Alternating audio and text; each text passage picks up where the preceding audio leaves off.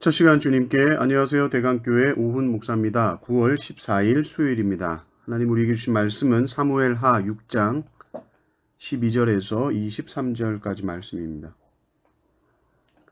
어떤 사람이 다윗 왕에게 아뢰어 이르되 여호와께서 하나님의 궤로 말미암아 오벳 에돔의 집과 그의 모든 소유에 복을 주셨다 한지라. 다윗이 가서 하나님의 궤를 기쁨으로 메고 오벳 에돔의 집에서 다윗 성으로 올라갈새 여호와의 궤를 맨 사람들이 6걸음을 가매 다윗이 소와 살진 송아지로 제사를 드리고 다윗이 여호와 앞에서 힘을 다하여 춤을 추는데 그때에 다윗이 배 에봇을 입었더라. 다윗과 온 이스라엘 족속이 즐거이 환호하며 나팔을 불고 여호와의 궤를 메어 오니라.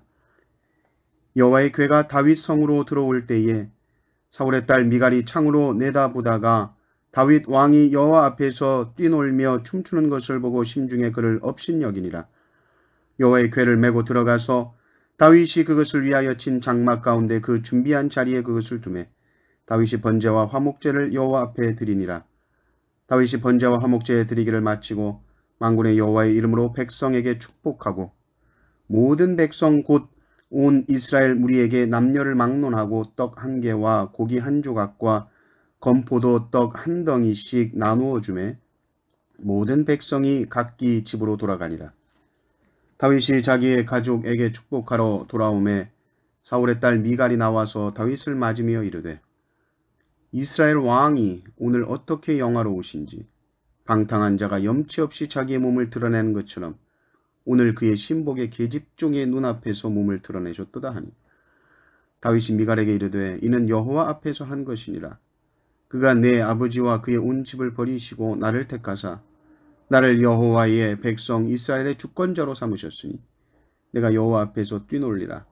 내가 이보다 더 낮아져서 스스로 천하게 보일지라도 네가 말한 바 계집종에게는 내가 높임을 받으리라 한지라. 그러므로 사울의 딸 미갈이 죽는 날까지 그에게 자식이 없으니라. 아멘. 다윗이 법궤를 예루살렘 성으로 들여오는 것은 아주 큰 희생을 치렀습니다. 그리고 다윗은 분명히 배웠죠. 하나님의 일은 하나님이 기뻐하시는 방법으로 하나님께서 정하신 방법으로 해야 된다. 하나님의 말씀이 무시되고 내 열심으로 내 생각과 내 방법대로 했을 때 하나님께서는 그 일을 막으시죠. 이제 다윗은 철저하게 말씀대로 법궤를 운송했고 그간 이 무서운 법궤를 맡아 가지고 있었던 오벳 에돔의 집에 하나님께서 그 모든 소유에 복을 주십니다.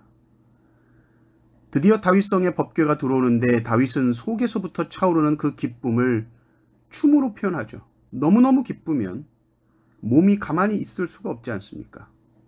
그런데 이 여호와의 법궤가 들어오는 이 역사적인 현장에 다윗의 아내 미갈은 참여하지 않았습니다. 다윗은 여기에 온 마음을 다 쏟았는데 미갈은 그게 뭐 중요해요. 전 안 나가요. 그런 거죠. 그러고는 창밖으로 그 퍼레이드를 그냥 관조하고 있었던 것이죠. 그냥 내려다보고 있었습니다. 벌써 그 마음이 다윗과는 다르죠. 다윗은 아주 낮은 마음, 겸손한 마음으로 이 하나님의 법궤를 갈망하는 마음을 가지고 있었다면 미갈은 지금 굉장히 고자세입니다. 게다가 다윗이 그 법궤 앞에서 뛰놀면서 춤을 춥니다. 미갈은 왕의 딸로 자랐습니다. 왕가의 법도나 체면, 아마도 이런 것이 굉장히 익숙했을 것이고 미갈의 마음도 이해가 안 가는 것은 아닙니다. 다윗이 꼭 아이처럼 품위 없이 왕복도 벗고 베옷을 입고 노래 가락에 맞춰서 춤을 추는데 그것이 너무 볼품이 없었던 것이겠죠. 그러니까 춤도 멋있는 춤이 아닌 것 같아. 그냥 어린아이들 신나서 추는 막춤 같은 거 아니었겠습니까? 그러니 16절을 보면 여호와의 궤가 다윗 성으로 들어올 때에 사울의 딸 미갈이 창으로 내다보다가 다윗 왕이 여호와 앞에서 뛰놀며 춤추는 것을 보고 심중에 그를 업신여기니라 이렇게 나옵니다. 마음속으로 다윗을 업신여깁니다. 마음속으로 다윗을 아주 낮추어 봅니다. 멸시합니다. 왕으로서 하는 아주 쓸데없는 짓을 하고 있다라고 미갈은 생각하고 있습니다.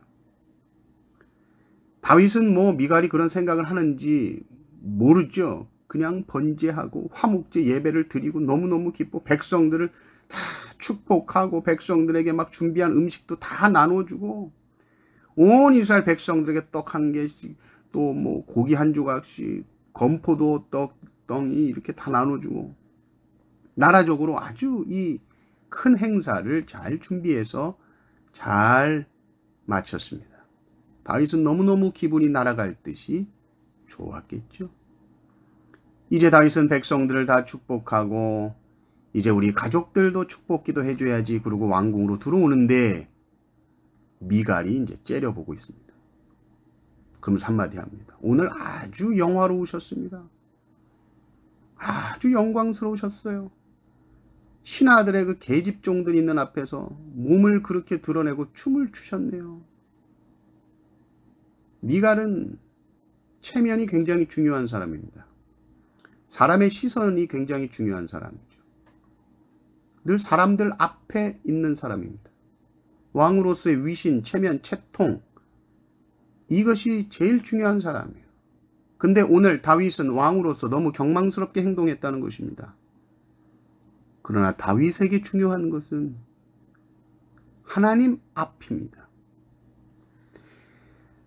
오늘 하나님께서 나를 온 이스라엘의 왕으로 삼아 주신 일 그리고 그 하나님께서 함께 하신다는 그 상징인 법궤가 들어오는 때 어찌 기뻐하지 않을 수 있느냐.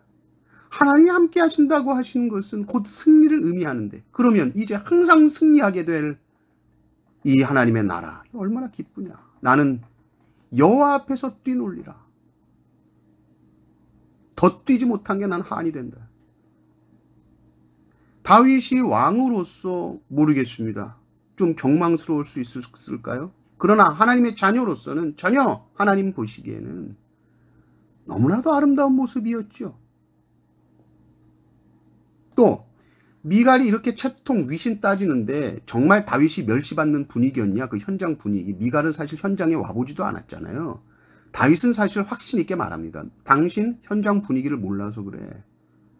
당신이 계집종 이야기했지 그 사람들 전혀 그렇게 생각하지 않을 거야. 22절 보십시오. 내가 이보다 더 낮아져서 스스로 천하게 보일지라도 네가 말한 바 계집종에게는 내가 높임을 받으리라 한지라. 다윗이 이렇게 말하거든요. 여러분은 누구 앞에서 사십니까? 여러분에게 중요한 것은 무엇이죠? 사람들 앞에서 내 자리에 위치에 맞게 신분에 맞게 품위 유지하면서 사는 것입니까? 그것이 중요한가요? 중요하죠. 중요하지 않다고 할 수는 없습니다. 그러나 더 중요한 것, 더 본질적인 것, 더 우리가 유념하고 생각해야 되는 것은 하나님 앞에서 사는 것입니다. 하나님 앞에서 우리가 살 때에 우리는 어린아이처럼 하나님께서 주시는 그 기쁨을 표현하고 사람을 의식하지 아니하고 뛰놀 수 있는 그 마음, 그것이 훨씬 더 아름답다. 다윗은 왕이기 전에 하나님의 아들이요 자녀입니다. 진짜 왕은 오직 주님 한 분뿐이시죠.